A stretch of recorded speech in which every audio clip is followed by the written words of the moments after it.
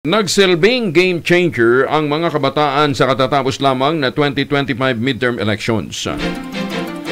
Paniniwala ito ng Paris Pastoral Council for Responsible Voting kasunod ng pagkakapanalo ni dating Senator Bam Aquino at din ni dating Senador Francis Pangilinan na nakakuha ng matataas na ranking.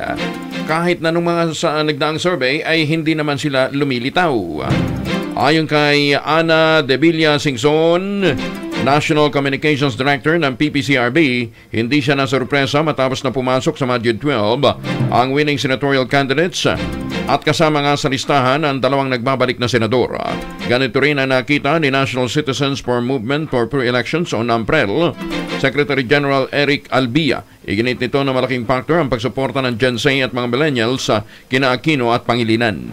Nakatulong din na niya ng gusto ang pag-endorso sa kanila ni Leni Robredo na meron na ring mga solid supporters noon pang panahon ng presidential elections.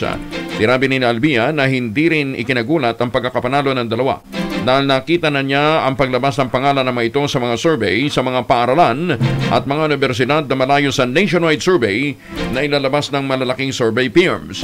Ang dalawa ay bit-bit din ng kapatiran ng Iglesia ni Cristo.